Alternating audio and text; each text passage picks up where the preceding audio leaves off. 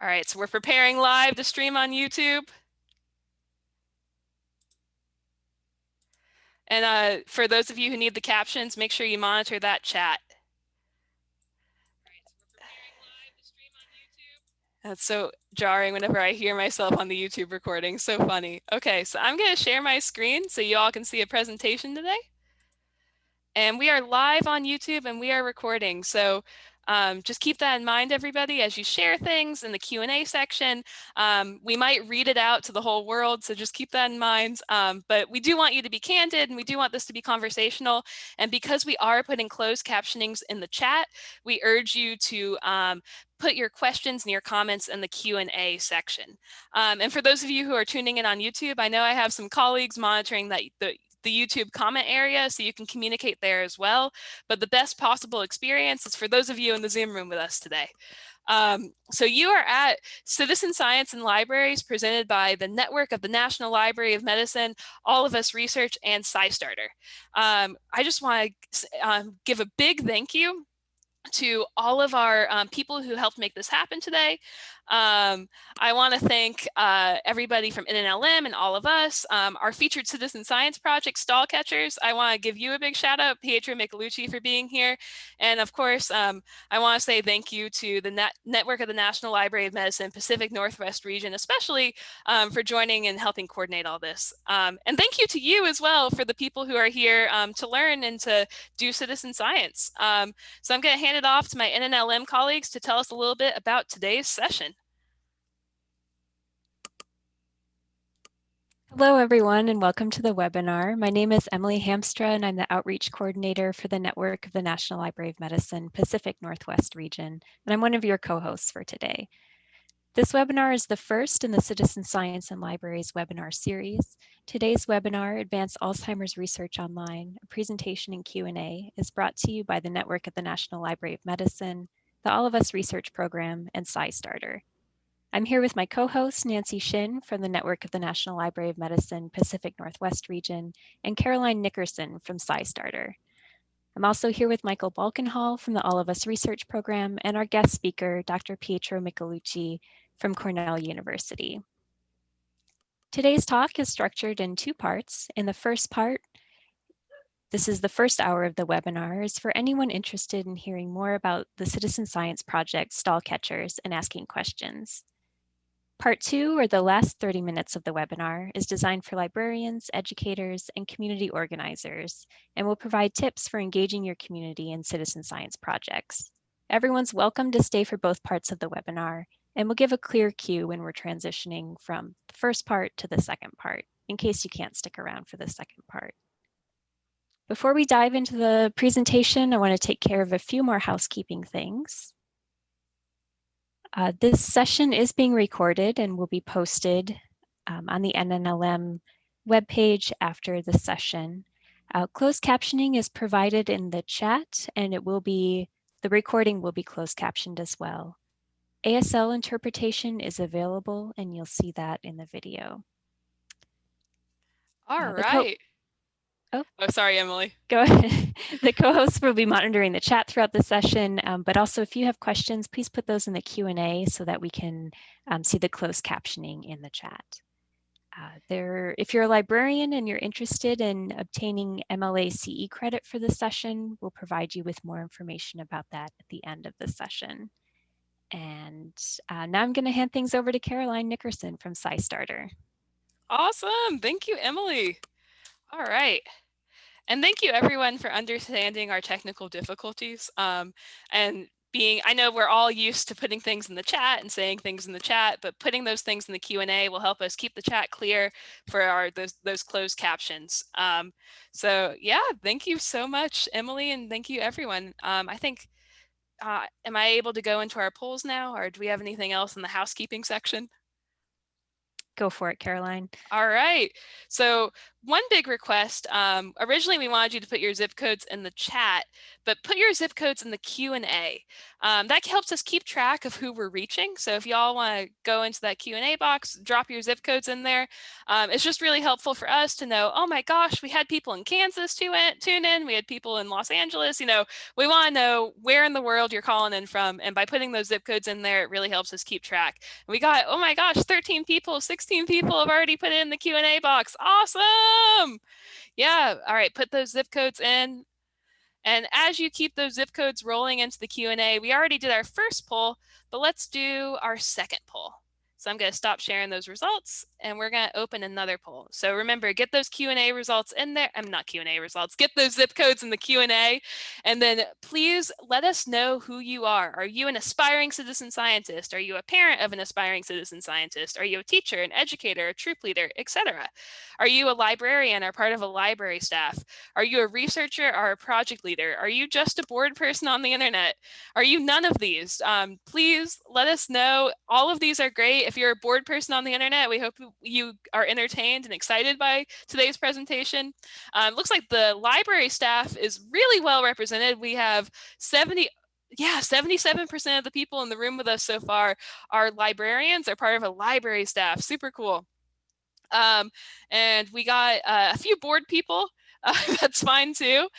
Quite a few aspiring citizen scientists, one parent, got a few educators in the room with us, a few researchers.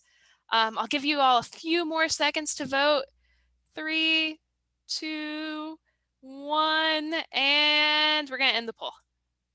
And we're going to share those results. So it looks like the libraries are very well represented today, and you all are in the right place. As Emily said, this first hour, it's for anybody and everybody who's interested in citizen science and the Stall Catchers Project, which focuses on Alzheimer's research.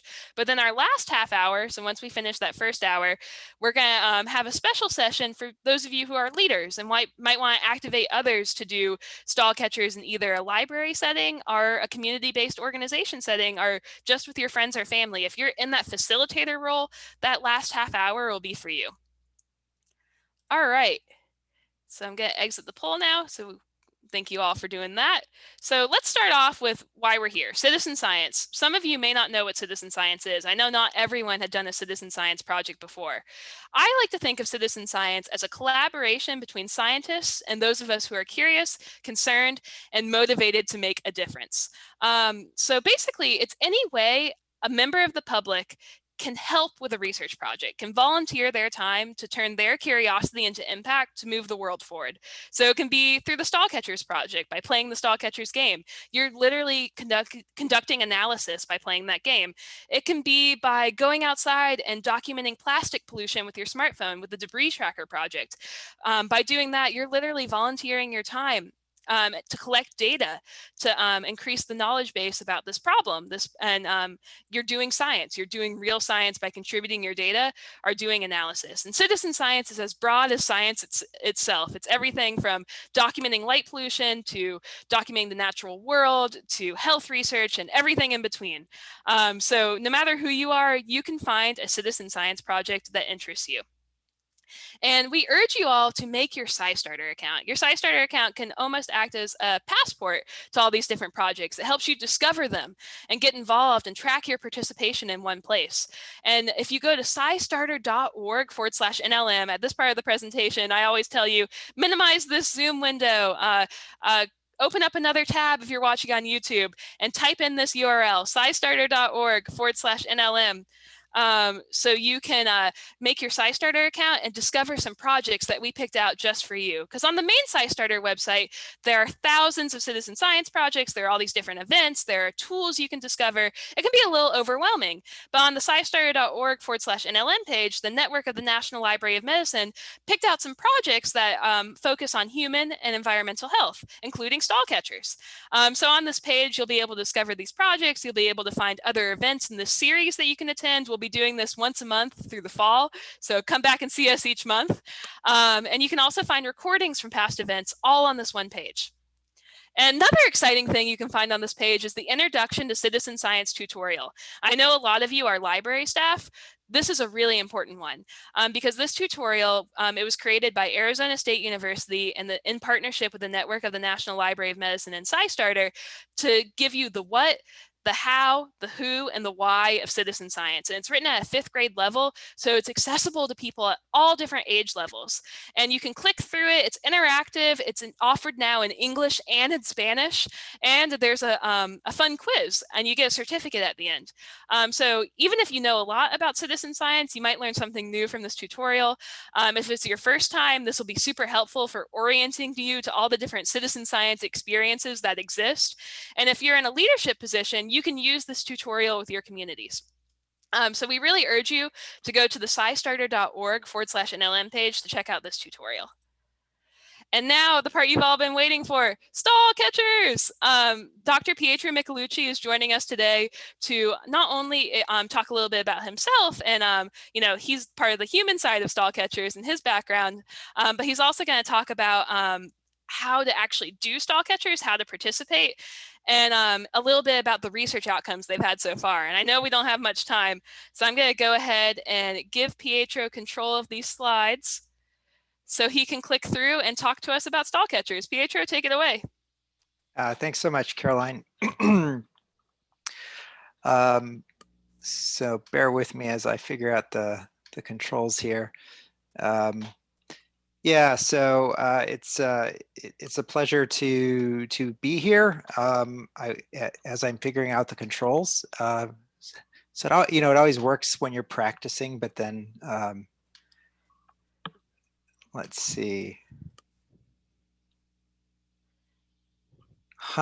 We can revert back to our original plan. Maybe our original plan. Next slide. Yeah, thanks, if you don't mind. Yeah. So I was just going to say, I saw how many librarian and library affiliated folks are on here, and I love libraries. I have an affinity to libraries. I wish I spent more time in them.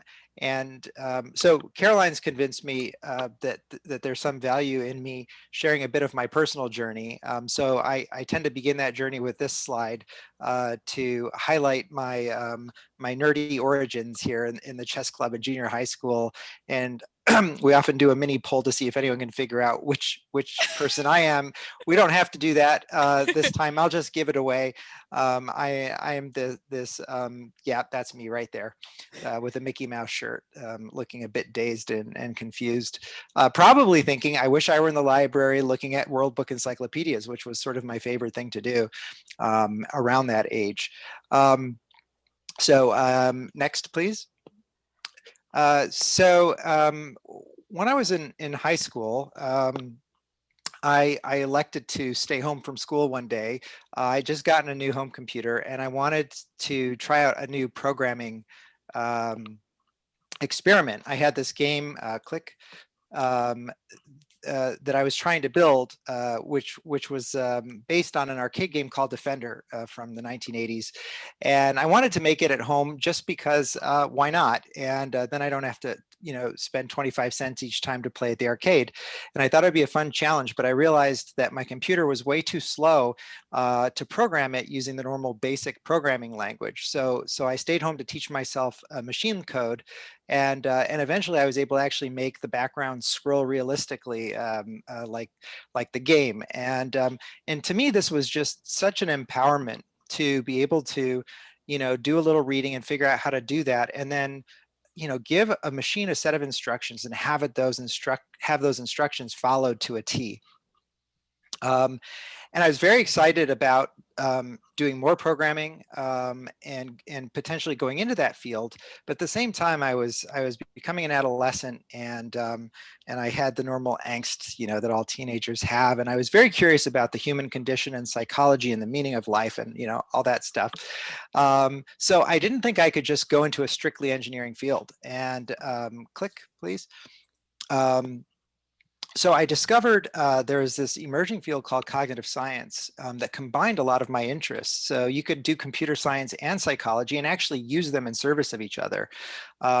So I enrolled at the University of Rochester in New York in this kind of a program. And there we were using these techniques called connectionist models, where we would have a bunch of nodes that were connected by different weights, and we would try to, in a computer simulation, we try to sort of simulate what was going on in the brain in these connectionist models. Well, today we call these connectionist models neural networks, and we use them for machine learning. But at the time, it was more of a research instrument, and we used it both directions. We would also try to take inspiration from the human brain and use it to come up with new ways to make the machine do interesting things. And around this time, this was the heyday of the internet before the World Wide Web emerged. So we didn't have browsers. The new browsers were called Mosaic, nothing that you would hear about today. And but what was very present for me was this kind of metaphor between the internet being a bunch of human nodes that were connected by the internet, and how that was a parallel to the connectionist models and neurons in the human brain. And so I had this kind of fanciful notion of creating some kind of global consciousness. We have all these connected people. What if we could get everyone to think together and solve problems together? And I had no idea how to do that, but I continued to think about that, and that ultimately led me down the path to where I am today, which is actually designing and building exactly those kinds of systems, systems that let humans and machines think together over the internet to solve problems. Next, please. Right, so yeah, and next again. And so one of the things that sort of fascinated me was how humans and machines think in different ways. So, humans were designed, the human brain was designed to do prediction. Evolution sort of formed our strengths to play to being able to enter into a new environment and make some predictions about outcomes in that environment as a way to survive. And a lot of the mistakes we make today, and a lot of the ideological differences that arise in people and the irrational behavior that people engage in, all stems from this way of thinking, this sort of predictive cognitive style, which I think is a fascinating topic by itself, because these things that we often criticize in humans are the exact same strengths that allowed us to survive and thrive as a species. Now, machines think in a very different way. Machines are very logical. They remember things very well, and they follow instructions precisely. And I don't know any humans you could really attribute those things to. In fact, when it comes to symbolic reasoning, click, humans are basically, we're dwarfs compared to machines. So there's this complementarity, between the way humans and machines can think. And that struck me as something that we could tap into, because we could combine those respective strengths and then come up with something more powerful than humans or machines by combining them in the right ways. Next, please. Next, please. So, machines are getting better at doing human-like thinking. And over time, we can see that some of the capabilities that we attribute uniquely to humans are being annexed by AI. But I think that this trend is slowing down, that as we get to these capabilities like world knowledge, creativity, abstract thinking, that our ability to emulate those in machines is more challenging than some of the other things we've done. So I don't see AI replacing humans anytime soon. And I think we can achieve futuristic kinds of AI capabilities today by building these human-in-the-loop systems. Next, please. We basically cheat. We take an AI system and we say, okay, which part of this problem does the AI struggle with? And then we plug a human into just that one part of the problem. And amazing things can happen. So we tried this approach. We I met some researchers at Cornell who were studying Alzheimer's disease and trying to come up with an effective treatment, which doesn't really exist today. And so they had this problem whereby they would run an experiment. They would generate this huge pile of data. They were taking pictures inside a mouse brain, and and their research was based on this idea. Could you next, please? That in Alzheimer's disease, there's this reduced brain blood flow, and that's been known about since almost the beginning of the disease, but we never really understood why. And by looking in these tiny brain capillaries of the mice, some mice that had been given Alzheimer's disease, and comparing them to mice without Alzheimer's disease, that it was the tiniest blood vessels in these mice, the capillaries, that were actually stalled at a much higher percentage in the Alzheimer's mice. And when looking at the downstream effects of those tiny blockages, it gave rise to an overall brain blood flow reduction of about 30%, which was exactly what had been observed in human patients. So the Cornell folks really thought they were onto something.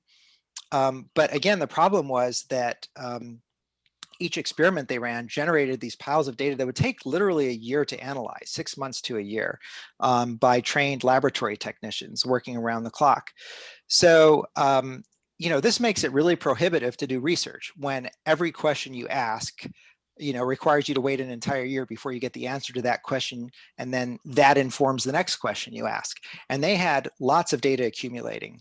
So this looked like a potential opportunity to apply these methods of crowdsourcing and what we call human computation, this human in the loop computing, as a way to help analyze the data faster. Next, please. Next again. Next again. So actually, could you go back one slide, please, Caroline? So sorry, yeah, one thing I forgot to mention, I think this is pretty important and exciting and really motivates me with the stall catchers project, is that another key finding was that when they introduced a chemical into the mice with Alzheimer's disease that had this high level of capillary stalling, where these mice were already exhibiting symptoms, cognitive symptoms of Alzheimer's disease, like memory problems and other cognitive dysfunction. When they got rid of the stalls, all those cognitive deficits disappeared, and not over a period of weeks or months, but like within hours, those cognitive deficits went away. So this is, to me, this was really inspirational for pursuing the project and feeling like it was worth the time and effort of many public volunteers to try to accelerate this promising line of work. Next, please. and next, please. So ultimately, our approach was to take the analytic task that was being done in the lab during this 6 to 12 month period of analysis and make it accessible to anyone with an internet connection in the form of an online game called Stall Catchers. And so in this game, which you can see here, people are doing exactly the same kind of analysis that was done in the lab, but we just made it a little easier to see what the task was, to focus attention on one part of the analysis, and we gamified it a little. We have a score, and we have points and leaderboards and so on, and people actually enjoy it. Some people spend many hours a day playing Stall Catchers. Next, please. So in fact, we have, I need to update this slide, but I think we're very close to hitting 30,000 catchers. And this is 4 years into the project. And our original goal when we began the project was exactly to get 30,000 catchers. So to me, it's quite a big deal to, to arrive at this point where we are today, and very exciting. We're now analyzing, next please, we're analyzing data 5 times faster than the lab. Next. And with a higher data quality. And we're answering 1 to 2 research questions per month instead of every 6 months or a year. Next, please. So here's a little video, if you could start it. and if the video doesn't work, that's okay. We're going to look at stall catchers in a little bit anyway with a live demo. So we can just go to the next slide.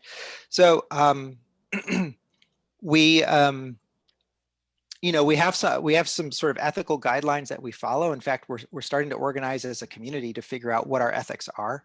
But one of those is, we would never ask a person to do a job that a machine could do. We wouldn't waste a volunteer's time on something if a machine could do the same job. Another one is that people should have access to the data, and they should understand the research questions they're helping to answer, and we should loop back and give those answers that volunteers helped us figure out. And finally, we believe in crediting all our volunteers in the research publications. They're part of the science team. They're analyzing the data, and so and we've published articles in top-tier research journals, and included stall catchers, contributors, or volunteers as co-authors. So often, instead of listing all 3,000 names of the people who contributed to the analysis of a specific data set, we'll put a hyperlink, and then that opens a page that actually does list all the usernames of those contributors. These are like these are authorship credits that many academics work their entire careers to get in some of these journals. And here we've got our volunteer contributors, our citizen scientists, who are getting these credits. Next, please.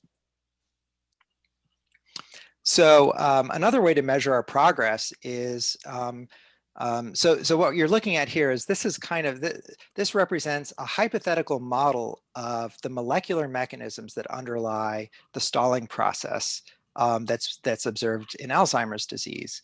So each green check mark in this model shows one single research question that was tested using stall catchers and answered.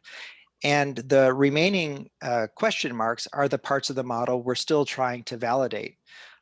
And each one is a new data set that will go into stall catchers and be analyzed in that context. So once those remaining questions are answered, we expect to have a way forward to a treatment target that could be used, that could be tested in clinical trials for humans, hopefully something that could either prevent or treat Alzheimer's disease. Next, please. Okay. Let's do it. So this is exciting. Yeah, does this mean we're about to try out stall catchers? Yep, I think so. I actually, you know what? I'll share my screen because I want to show everybody how you can get in through. So let's exit the show. And can everybody see it? I got out of my PowerPoint slide. Let's try one more time. All right, so I'm going to share my screen. It's going to be my browser. Here we go. So y'all should be able to see it. So I'm going to our home base page that y'all know about, scistarter.org/NLM. And because I'm logged in, the sign up area disappeared on the side because I logged in, and oh my gosh, there's my bilingual tutorial, English and Spanish. All these other events that I can access, so exciting, and a PDF created by NNLM staff. Wow, lots of resources here. But what I'm looking for right now is stall catchers. And I see some questions are coming in through the Q&A. Don't worry, we will answer those in the Q&A section. Oh, and someone actually put their zip code in. That's so nice. They remembered. If you haven't done that yet, you can also put your zip code in the Q&A. That really helps us. But anyway, so I went to scistarter.org/NLM. I clicked on the stall catchers icon. Here I am. There are some instructions in case I need to come back later. Maybe I want to read these at my own pace. But right now, I'm going to go ahead and click participate. And I can click join now if I don't have an account. And one important thing to remember is you want to have your stall catchers account. You want to sign up with the same email address on SciStarter and on stall catchers. That makes sure everything's able to track that way. I can go to my SciStarter dashboard. I can take a look at it and see, oh my gosh, I contributed to stall catchers 5 times on this day. When I use that same email address, because stall catchers is what we call a SciStarter affiliate project, I'm able to track the number and the frequency of my contributions in my SciStarter dashboard. But I actually already have an account, so I'm going to go ahead and log in. And let's see, I'm going to change my team. Let's change it to one of our library teams. I know Los Angeles Public Library, my friends over there have an awesome team, so I'm going to join their team. I'm going to catch some stalls. So let's play this video. So Pietro, would you say that the blood vessels in the circled area are stalled or flowing? Right. So let's give a little more context, which is what we're looking at here is we call it the virtual microscope. So you're looking at blood vessels in a mouse brain. And this image was taken live, we call it in vivo.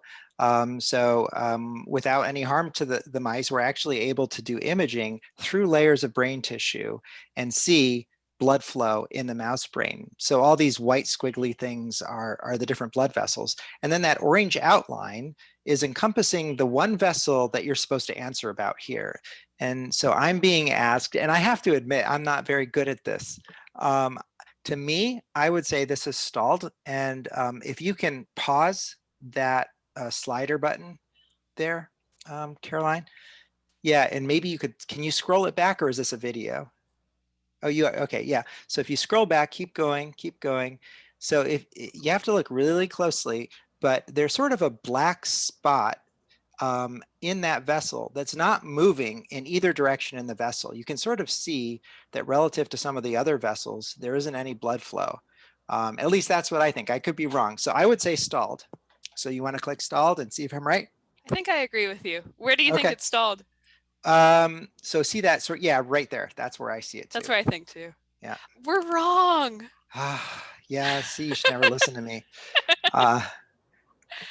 Yeah, so what happens is now, next time we get one wrong, we can scroll down a little because we can see other community answers, and we can also see what the experts said. And sometimes there's an explanation of why it's either stalled or flowing. So you can start to learn the more you actually play the game. Sometimes we get very noisy images like this one, and sometimes it's really hard to tell even where the vessel is. So in this case, I would say, first of all, I would click on that flag to say this is not a very good image, and that helps us with the data analysis to exclude images that might be too noisy to get reliable information, and then just make a guess. In this case, I'd say, yeah, probably flowing. 20 points. Right. Now, so there's something to point out here. So notice before it said correct or incorrect. Here, it's not really telling us if we got it right or wrong. It just says redeem later. So I think it's probably worth explaining what's going on here. In this case, we were shown a research vessel. So this is actually from a new data set, and we don't know whether it's actually flowing or stalled. We're asking players of the game to help us figure that out. Previously, when we got the incorrect response, that's what we call a calibration video. That's where we already know the answer, and we throw some of those in from time to time to sort of check and see how accurately people are answering. And that helps us assess how much research weight to give to the answers on the research ones. So by taking this approach, not only can we sort of give you a score and give you credit for getting them right, but the really important thing here is that we've come up with a method to combine answers from many different people about the same vessel. This means that if you make a mistake and you get it wrong, you have not ruined the research. It's not going to give rise to an incorrect treatment to Alzheimer's disease. We make sure that we include enough answers from different people and combine them so that we get one expert-like answer. So this time, we might get it wrong, but 5 other people get it right.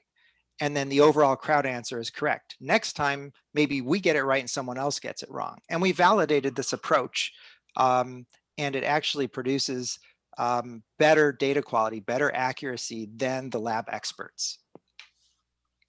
All right, let's do one more video. And this time, do you think people are ready to vote in the Q&A, whether or not they think it's stalled or flowing? What do you think, Pietro? Yeah, definitely. Okay, everybody. So we're going to be asking you to do citizen science with us this time around. I know some of you hadn't done citizen science before. Now you're actually doing it. You're looking at this video with us. It's playing on a loop. You're looking at the circled area. In that circled area, do you think the blood vessel is stalled or flowing? So put your votes in the Q&A. We're going to be monitoring them as they come in. So one thing I'll mention here as you're looking at this and trying to decide what you think is you might see that there's more than one vessel inside that outlined area. And so sometimes half the battle is just figuring out which vessel we're talking about. And the one we're talking about is the one that most closely follows the shape of that outline.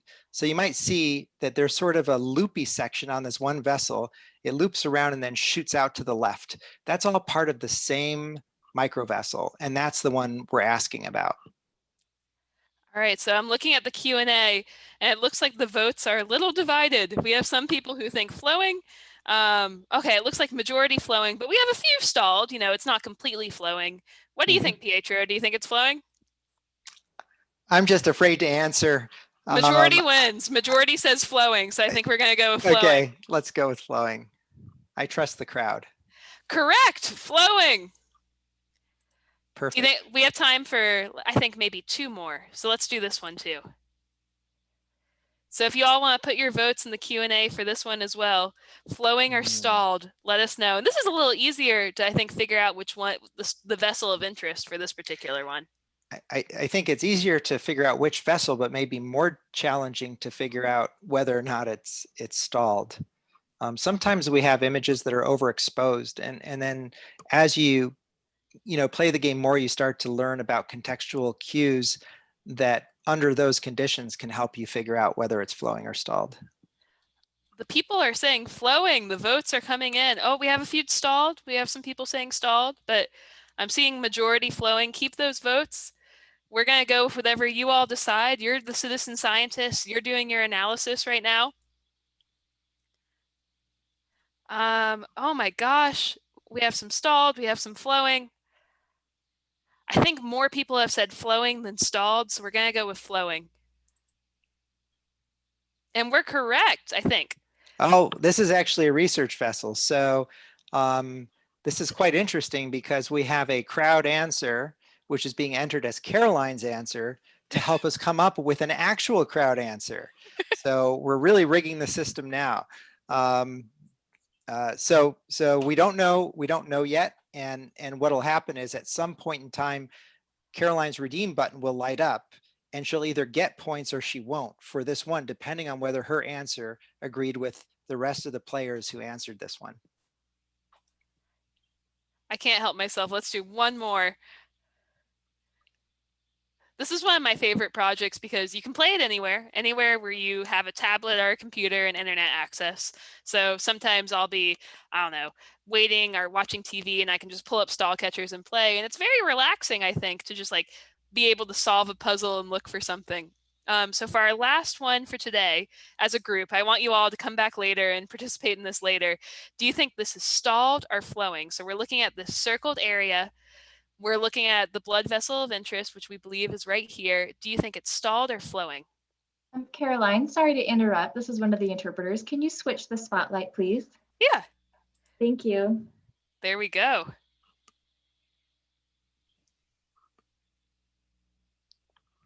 What do you think, Caroline?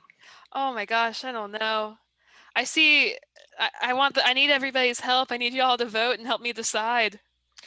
Well, I see, I think I count 3 different vessels in that oval. So the question is, which one are we asking about? And yeah, that's quite tricky. So I think it's this one right there. Yeah. All right, I see the votes are coming in. It looks like people think it's flowing again. So we're gonna go with flowing. And we're correct. All right. So that was fun. Thank you everyone for doing some stall catchers with us today. If you were confused at all, or you're like, what's this whole Teams thing? Or you want more logistics on it? Well, we're going into the Q&A portion. So of course you can ask those as questions, but also when you stick around for the facilitator portion, if you want to learn how to make your own team, you can.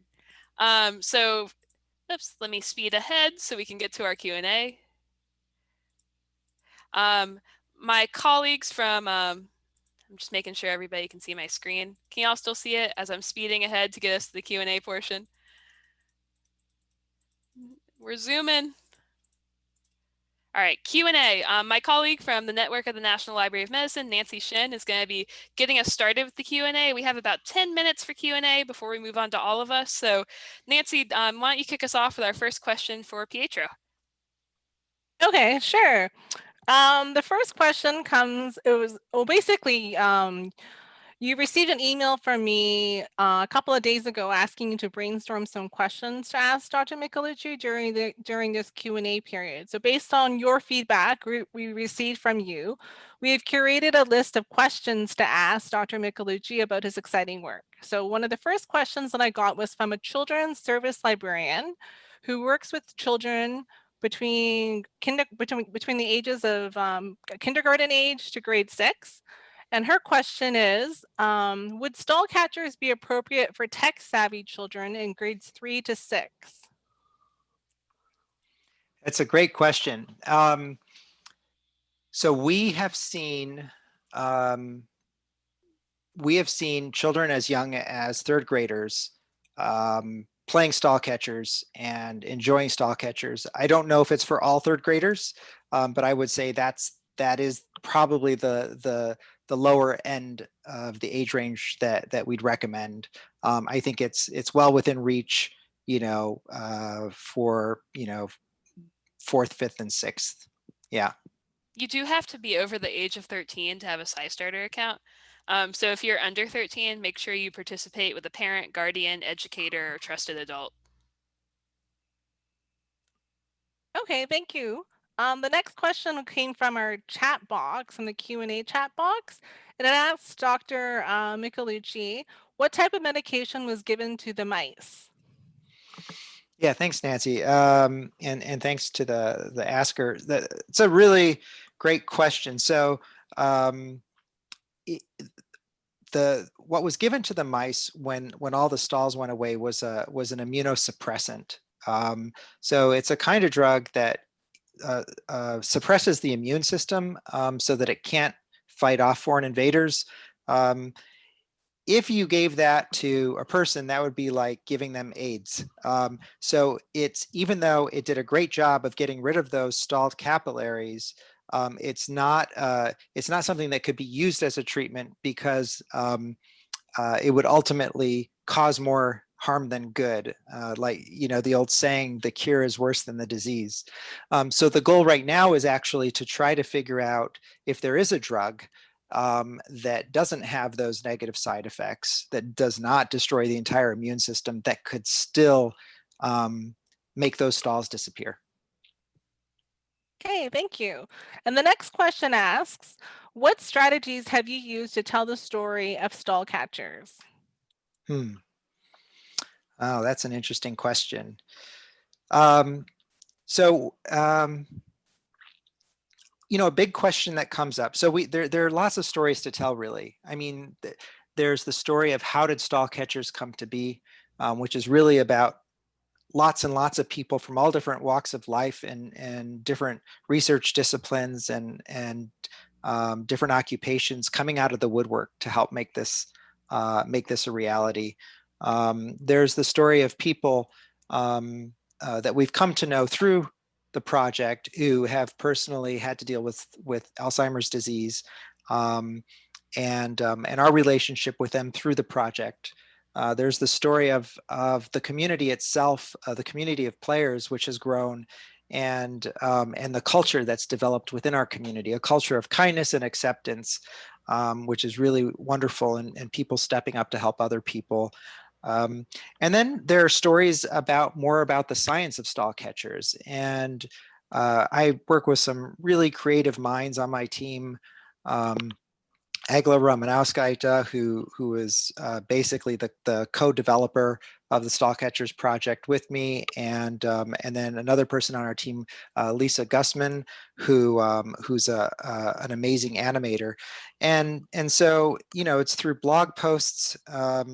We have some videos. So a big question that comes up is how does playing stall catchers actually help to get to a treatment? And so we've produced a set of animated videos. Each one is only a couple minutes long, and it's designed to try to tell that story and to do it visually and in a way that's very accessible to most people. Okay, Yeah, thank thanks for the you. question. Yeah. And I think we have time for maybe a couple of more questions. Am I correct, I would say Carolyn? two more tops. And I see one in the chat, which is super interesting. Edith wants to know, what if the majority is wrong? I think she means like when people are classifying, when the crowd is on stall catchers, what if we all classify the blood vessel incorrectly? What does that do? Right, right. Well, no, that's a really, really good question. So I guess there are sort of two answers to that. The first answer is our what we call wisdom of crowd methods are pretty good at minimizing the likelihood of that happening. So you might get a majority vote that says it's one way, but when you apply our specific weightings to each answer based on who's answering and their track record of sensitivity and bias, then we ultimately end up with a correct crowd answer. And as I said, we validated this and demonstrated 99% sensitivity and specificity using this approach, which is extremely high. And we've done it also while reducing the number of people that have to answer about the same vessel. It used to be we'd take 20 different answers and combine them, kind of like this poll. Now, on average, it's between about 4 and 7 answers per vessel. But that doesn't mean it can't happen, right? That it's not possible. So I think, you know, in a very practical sense, we realize that there is some amount of error. We know how much that error is. We know what likelihood it is that that error will occur, and that's factored in to how the scientists interpret the results. So sure, we're going to get a few of them wrong, but we know approximately how many will be wrong, and then that informs how we interpret the results. Got it. I think we have time for one more question in this section. So Nancy, we'll let you finish it off. Okay, this one this question is about libraries, and it comes from someone who asks, how have libraries been part of stall catchers? That's our last question. Yeah. I love that question. I think that one's come up before, and you know, I think libraries are certainly becoming community hubs. Well, they've always been community hubs, but I think in this day and age, when we seem to need that more than ever, it's a place where people convene in different ways. And when we ran this our most ambitious online event ever, we do these online challenges and competitions with stall catchers, and we get all the teams involved so that we can try to analyze a lot of data in a very short amount of time. We did this last April, I should say April of 2019, and it was called the Megathon. So we have these things called catchathons. Those are our smaller events, but this was the big one, hence the mega. And we did this in partnership with a national network of libraries of medicine. So we had libraries all over the country, and we worked with libraries leading up to the event. We had webinars like this one to try to get libraries ready to engage and participate in this event. And it was a wonderful partnership. We had a lot of excitement during the event. We reached communities we'd never reached before through the libraries. And so, yeah, there is this kind of this nice history with stall catchers and libraries. And I think today's webinar is an example of how that ongoing relationship continues to evolve. So yeah, thanks for asking. And for people interested in that, make sure you stick around for the 30 minutes after we finish up this section where we speak directly to you as facilitators about how you can get your library, community center, community group doing stall catchers together. So thank you so much to Pietro and Nancy. Now, my friend Michael Blakenhall from the Network of the National Library of Medicine is going to talk to us about the All of Us research program. Michael, take it away. All right. Hey, everybody. So as Caroline said, my name is Michael Balcom Hall, and I also work for the NNLM. And I'm just going to share a little bit about one of the sponsors of today's event, the All of Us Research Program. So the mission of All of Us is to accelerate health research and medical breakthroughs, enabling individualized prevention, treatment, and care for all of us. The goal of the program is to help researchers understand more about why people get sick or stay healthy. By looking for patterns, researchers may learn more about what affects people's health. The All of Us research program aims to be one of the largest and most diverse data sets of its kind for health research, with 1 million or more volunteers nationwide who will sign up to share their information over time. The goal of All of Us and the National Library of Medicine partnership is to increase the capacity of public libraries and community-based organizations to improve health literacy, digital literacy, and participation in scientific research, including through citizen science projects. Next slide. So what is precision medicine? It's just another way that researchers are working to meet the public health needs of all people. All of Us is a precision medicine study, and it's a new way of health treatment and prevention as being designed for individuals. This way, doctors can take into account a person's lifestyle, environment, and biological makeup to figure out the best treatment for that individual. And we have some examples on the next slide. And the neat thing is that we already use precision medicine in some ways, such as prescription eyeglasses. Eye doctors tell us exactly which lenses will work best for us, but when we visit our regular doctor, they may be more likely to prescribe a treatment or a prevention that works just for most people, not necessarily individualized or tailored to your needs or to the individual's needs. So when a lot of people pitch in to help with this research program, we will build a large national database to eliminate one-size-fits-all medicine. And the next slide. So crowdsourcing in citizen science is a National Library of Medicine and National Institute of Health priority area for engagement and outreach. Through citizen science and crowdsourcing, the NNLM hopes to engage communities in addressing societal needs and accelerating biomedical science, technology, and innovation. We began this work with our partnership with SciStarter to create online tutorials, provide opportunities to engage in citizen science activities in and through libraries, as well as choosing some curated citizen science projects that Caroline mentioned a little bit earlier that align with our All of Us engagement priority areas. Collaboration between communities and researchers builds capacity to address problems and meet research needs. Community participation in the research process also builds trust between the NNLM and the communities that we serve. NNLM is committed to increasing access to citizen science resources, to diverse populations, and in and through libraries and community-based organizations. And you can go to the next slide. We can skip this one.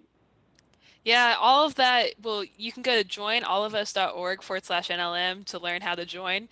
And that's also on, as you can see with my Zoom background, or actually you can't see it, we have something else pinned. But if you go to scistarter.org/NLM, you'll also find this link as well. So joinallofus.org/NLM is where you can go straight to the source to get involved with All of Us. And you'll also find more information about All of Us on that scistarter.org/NLM page. So basically all roads lead to Rome here. Michael, do you have any closing messages for us on this part?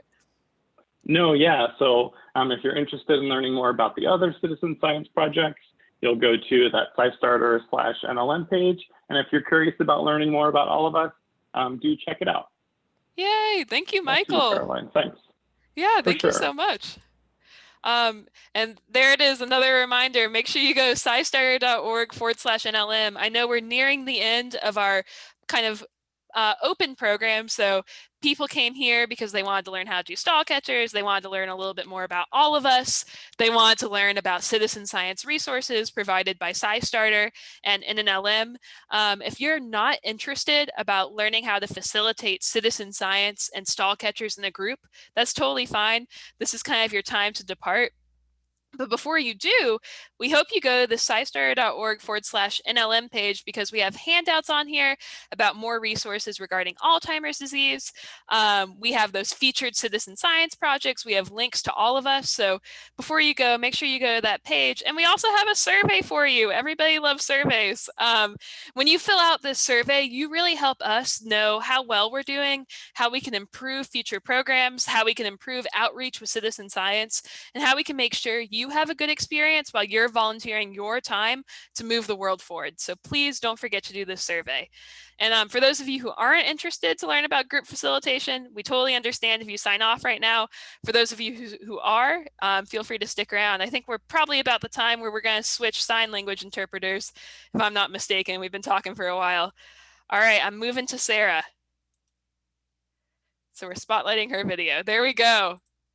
All right, so first up for our facilitation portion, speaking to you, the facilitators, the library staff, and the CBO staff, we have our friends from NNLM who are going to talk about best practices for public programs. So I'll pass the mic to them.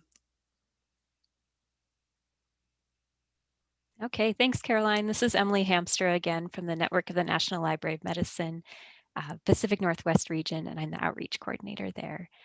I have a few tips for you for getting started with facilitating a public program. This is by no means everything that you need to take into consideration, but just a few ideas for getting started. So think about the audience first when you're planning your program. Who's going to come to the program? When you're planning, can you consider partnering with a local organization, maybe a school, a library, or a senior center? Partnering can increase community buy-in and attendance, and kind of depending on your partner, it might also help you with the planning and some of the costs as well. When creating a program for citizen science, think about the technology and what's required to participate in the citizen science project. Do you need internet access, a mobile device, a computer? And does your audience have access to the technology that's needed to participate? If they don't, when you're providing the program, are you able to provide that technology to your audience? Funding is always a challenge, and particularly right now. I want to encourage you to look to the network of the National Library of Medicine for some possible funding opportunities. We offer funding for health programming in libraries and also community organizations as well. When planning, consider the time and the location. So think about the time of day. When is your audience going to be available to attend? Are you going to do an in-person program or a virtual program? Citizen science works really well for virtual programming. Are you going to do one program, or are you going to have a series of programs? And think about marketing. So how are you going to get the word out about your event? I also recommend downloading SciStarter's Librarian's Guide to Citizen Science. It's linked here on the slide, and this gives you more in-depth information about planning an event and some ideas as well. So during the event, pay attention to who showed up. Ask your audience how they heard about the event, what interested them in the event, why did they come? Pay close attention to the questions that people are asking. If you're hosting an event about stall catchers, are you getting lots of questions about citizen science, or are you getting lots of questions about Alzheimer's? And how can that inform your programming going forward? During the event, you might also provide additional information. So throughout this event, I've been putting links in the chat to the handout, which provides information about Alzheimer's, and you can reuse that for your events. You might also consider creating a handout of recommended citizen science projects so that everyone leaves the event with some information that they can take forward, either getting more involved in citizen science or learning more about Alzheimer's, or both. After the event, it's important to take some time to reflect. So think about what was successful about your event and what made it successful. Are there things that you're going to do differently next time? Yeah, Emily, that was really insightful. And I know in our new virtual world, we can take Emily's tips are awesome for, once we start doing in-person or hybrid programs again, they're awesome for that. And they're also, I think, super applicable to a virtual setting. And my colleague Robin Salthouse from SciStarter is going to talk through online setup. So when you're facilitating online citizen science in groups, be it your library patrons or your community, from your community-based organization. But Robin, what should I do for a proper online setup? Well, I think it's really important, Caroline, to consider the things I've outlined here. Your location. We've really seen some fun YouTube or other recordings of people in the midst of a webinar and having a cat or their children visit. So as much as you can, try to find a quiet and a location free of distractions. I know in libraries, that may mean trying to stay away from the children's area, so inquisitive guests don't appear. Lighting, the biggest thing with lighting, and I think our interpreters have done an excellent job illustrating good lighting, is to avoid backlighting. And there's some great YouTube videos out there illustrating some really simple home remedies for lighting to make sure you're well lit. Audio, we always do sound checks to make sure our volume and quality are good. Caroline has a great tip that maybe you'll have to call in on your phone because your internet isn't working and you just need that extra from a data plan on your phone to provide better or reliable audio. And of course, your screen image, it's always good to try to look at your webcam. So maybe having it slightly above your eyes will help better provide a good appearance for you. And don't forget about your backdrop and your dress. You want to be as professional or be appropriate, especially, if it's a fun event, a t-shirt may make sense. Otherwise, wear things that aren't going to vibrate while you're presenting. And then also just make sure you have good internet. With Pietro's event, our library in Gilbert, Arizona in 2019 participated, and we knew we were going to have a bunch of live video streams going as we all looked at those mice capillaries. So we did tests several times ahead of that event to ensure that we would have good streaming video. And also if you're presenting, you want that to help happen for your audience as well. Caroline, I'll turn it back over to you.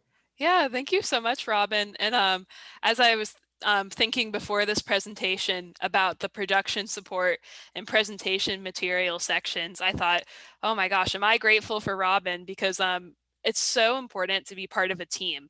And this is relevant for any virtual event you do, be it citizen science oriented or some other topic. Have a buddy with you, someone who can help you monitor the chat, the Q&A, and other streaming platforms. So for this event, for example, we're streaming live to YouTube as we speak. I know Robin's had that open on her screen this whole time, just in case anyone needed anything, they could put it in the YouTube comments and Robin would be there.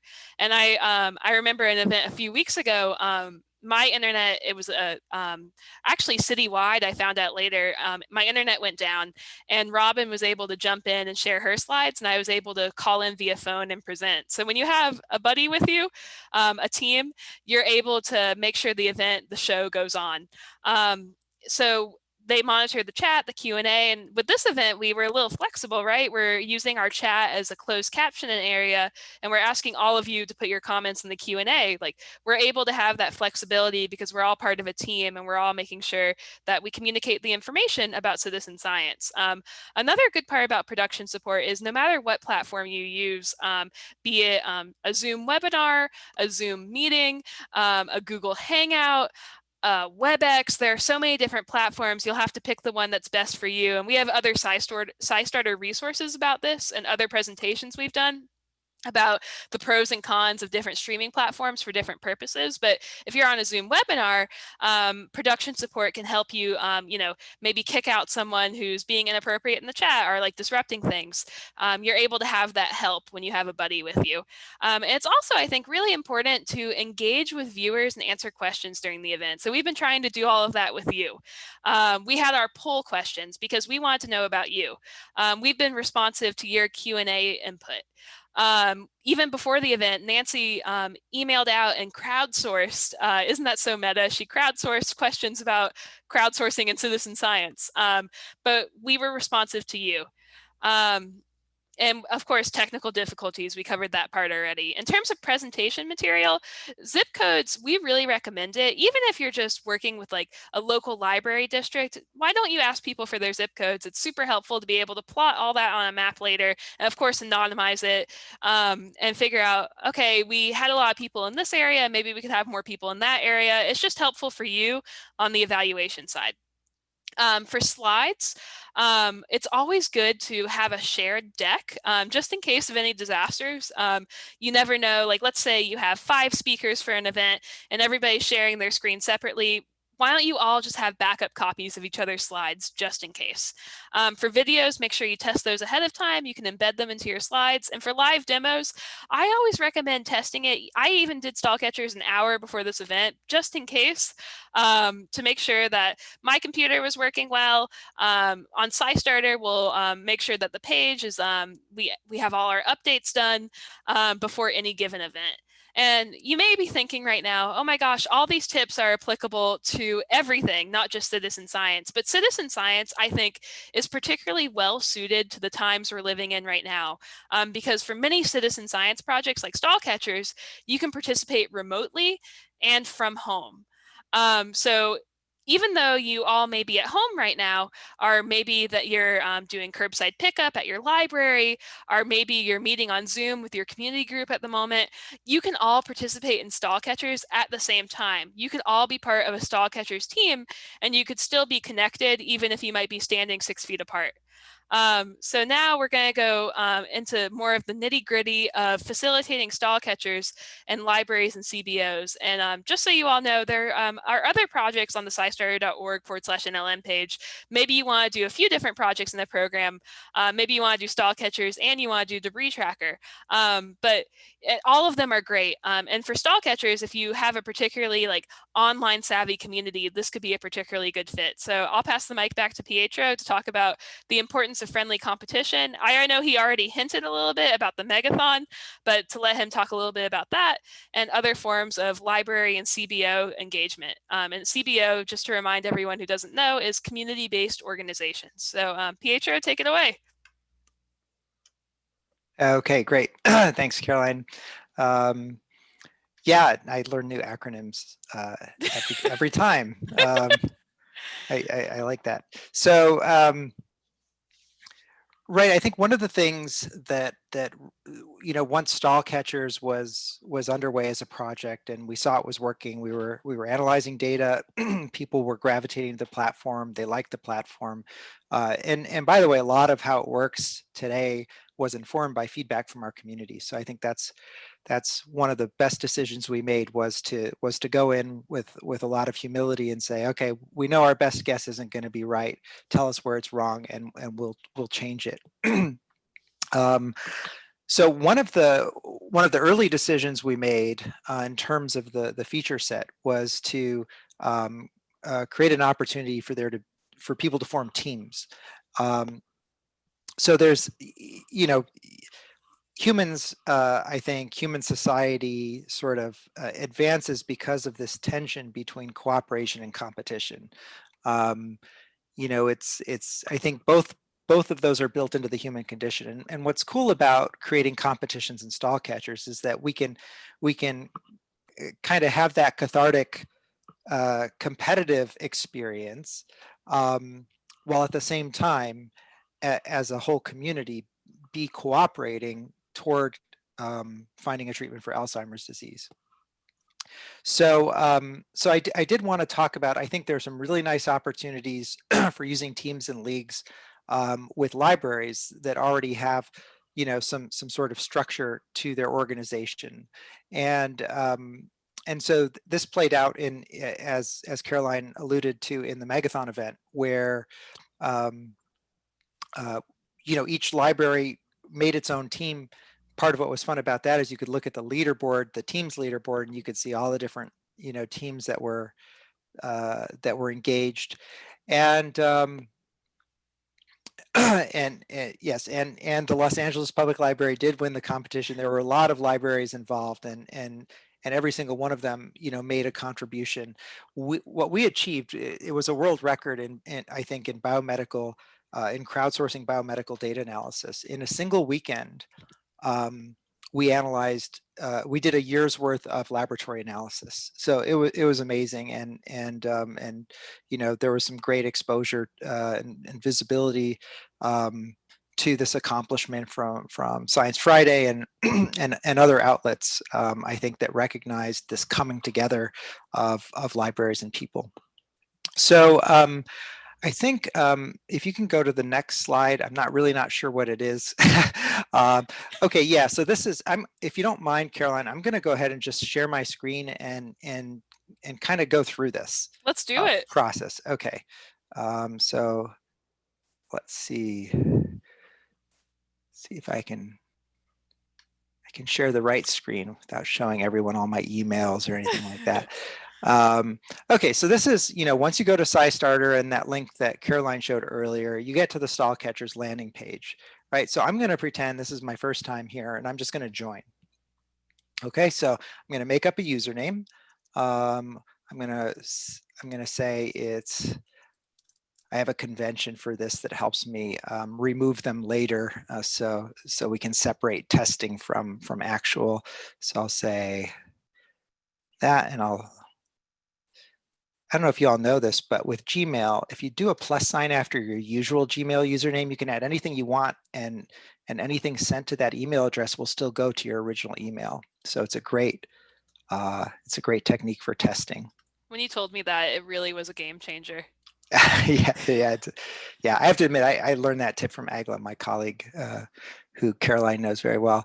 Okay, I'm not going to receive occasional tips because I already do. All right, so I'm going to sign up. So one of the cool things is that once you put in a username and an email address, whoops, there was a problem. Oh, I just used this a minute ago when I was testing my test. Okay, I got to change the username. That name was already taken. Okay, so one of the cool things is that that's all you need to do to get started. And you can go and figure out a password later, but you can just start playing right away. Now, when you first go to stall catchers, there's this little sort of walk me through tour to show you around the interface. So you can, it points to different features in the interface and explains what they are. This is the virtual microscope. It plays close-up movies of blood vessels in the brains of mice. This is the slide bar. You move it back and forth, and then you can see the movie frame here listed on the right. See? And then the movie frames correspond to consecutive layers of brain tissue. So that means that even though each step is moving forward in time, it's also moving deeper through tissues of the brain. And that's a weird kind of spatial concept to get when you're analyzing the vessels, when you start to realize that sometimes it looks like a vessel's moving because it's oriented like this. And so you're just seeing a tiny portion of the vessel in each frame. And as that frame's going forward, you're seeing a different cross-section of the same vessel. That's just something I think that comes with experience. And as you already know from earlier, you're supposed to focus on the most central vessel in the outlined area to decide if it's flowing or stalled. And then it shows you the different buttons here. And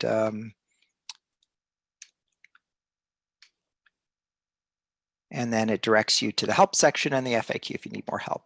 So, okay, we're ready to start catching. Excellent. All right, so we'll answer our first vessel here as we did earlier. Does anyone have an initial guess? We're looking for a dark spot that isn't moving. That's the most prominent stall I've ever seen my entire time doing stall catchers. Yep, that definitely. Wow. That's what we call low-hanging fruit. That's an easy one, and it's no accident that that's the first one I'm being shown. So we try to give easy ones at first. There's the stall right there. I click on it and all right, so I got some points. And I get a little explanation that goes with it. So again, kind of during this early period, it's really to be instructional, and all the ones you're shown are ones where we already know the answers and we give a little more information to help get people oriented. Okay, so without continuing through, so this is the basic game, but what I really wanted to show you from the standpoint of libraries and teams is how to set up a team. So I've got to move these little videos out of the way. Oh, I'll also just point this out. We do have this live chat. There are no private rooms. Anything that's typed into this chat is seen by everyone who's playing the game if they have the chat box open. And it's really a great crowd. The only time we've ever had any issues is sometimes a school or a classroom will unleash a bunch of students on us. And there's always, those one or two students, usually probably, 5th or 6th grade or 7th or 8th grade, and they want to show off to everyone else. And they just start to spam the chat. And, they figure out pretty quickly that we know how to mute them, and then that they are no longer spamming. But other than that, I mean, really, we've been very fortunate in that we haven't had any bad actors show up. And it's a very self-policing community.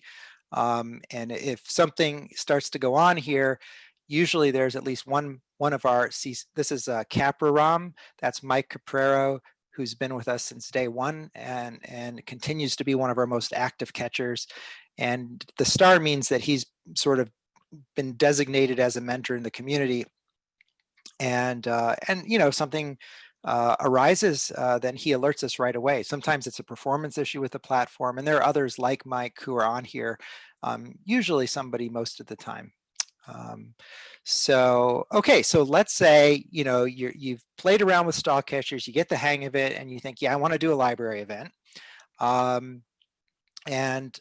I want to have a team so that we can have a competition within our team, and our team could potentially compete with other library teams. So you go up here to your profile, go to teams. Everyone starts out on Team Humanity.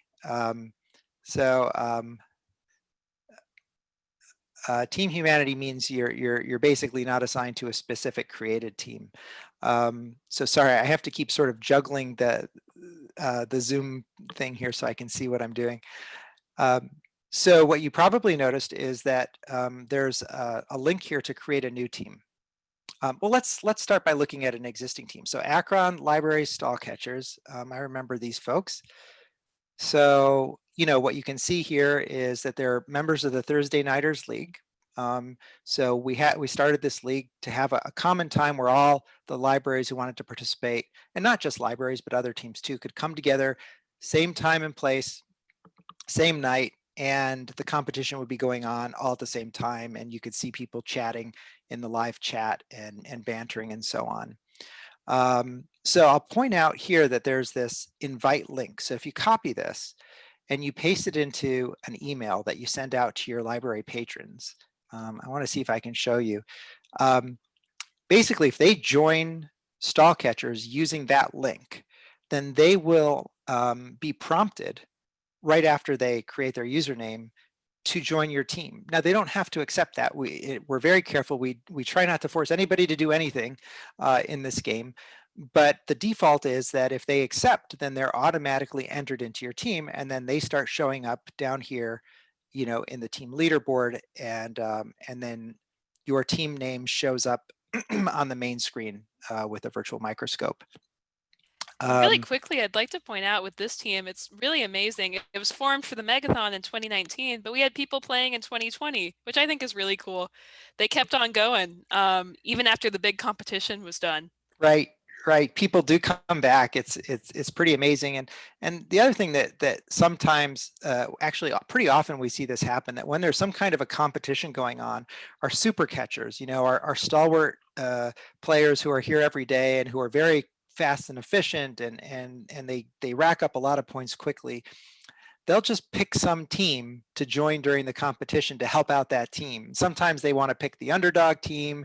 It's almost random, but it's really fun to see how sort of the community that's always here really starts to get involved in these other competitions that are going on. There's no way to prevent someone from joining your team or to kick someone off of your team. It's really, it's a free community that way, but so far that has not been a problem for us. So, okay, so let's go back to the main team screen here, if it'll let me. Yep. And now I'm going to create a new team, and this is how easy it is, right? So I create a team name, NLM webinar, or is this NLM? Two N's. Two N's. Also, really quick note for those of you who are inspired to make teams after this, we can list your teams on the scistarter.org/NLM page to show everyone how awesome you are and to give your patrons an easy place to go to find that team link to join. So please, like, stay in touch with us after this. We'd love to spotlight your teams. Yeah, that's great. And so you can choose to join a league, or there's actually a way to create a league if you want to create a new league. So maybe your local library network. I really don't understand if libraries work the same way in all states. I know sometimes it's at the county level. So you could have a league just for your county, and all the libraries in your county could each have its own team that are part of that county league. So you can create a league, or you can join an existing league. We have the Thursday nighters that were set up for libraries, librarians for Citizen Science Day. You know, it's really up to you how you want to do it. You can pick your own logo, just, you know, download your own library logo and upload it here, and then it shows up. This is the default logo if you don't have one. It's the Alzheimer's, the purple Alzheimer's color with a brain, and then the piece of the puzzle that we're trying to solve to figure it out. And then when you're done, you just, you know, save the team. And so let's go ahead and do that. I'm going to pick no league for now. I'm going to save the team. Here we are. We now have this team. I can invite you all using this link. And that's all there is. That's all there is to it. It's really that simple. I love it. And we're actually in our last 4 minutes. So yeah, I think we got the nuts and bolts of how to make a team. And I'm going to steal the screen back from Pietro. Yeah. So we can go to our final Q&A part. So let's skip ahead a little bit. I like that we did the live demo. That was fun, and we made our own team. So we're going to leave this up about how to get MLACE credits, because I know a lot of you are interested in that, while we answer your final questions. But really quickly before that, so you all saw from Pietro how to make a team and how to play stall catchers, and you heard from us about the best practices for virtual events and library programming and community-based organization programming in general. So we hope that you all consider citizen science for your programs, especially with stall catchers. It's super easy to do it remotely. You can make a team, get started, and have some fun while you're accomplishing real research. And don't forget, for how to get your MLACE credit, if you have any questions, go ahead and drop those in the Q&A function. We'll keep that open. And then I'm going to have our colleagues from NLM explain how to get MLACE credit. So, Caroline, sorry, one quick thing, and I don't know if you can conveniently jump to the slide right now, but we have a slide that shows our live leaderboard that we use during challenges. And I just, my colleague Agla made this slide, and I think it's really useful to show this. It's not this one. Yeah, maybe there it is. So so basically, if you want to run a challenge and you let us know ahead of time, then we can schedule this live leaderboard, which has its own separate URL. So you can be playing stall catchers and then have a separate laptop or computer that shows this live leaderboard, and it's updated, you know, moment by moment. You can see the points of the teams going up, the points of the players going up, and how much time is remaining in the competition. This has been a really fun thing for live events. I realize we're in a virtual environment now, but it's the kind of thing you could show, you know, during a live webinar if you're running an event. So anyway, I just wanted to point that out. Yeah, that's a really good point. Yeah, so Nancy, MLACE credit. Hey, thanks, Carolyn. Before you all go, thanks for all your questions and participation in this webinar.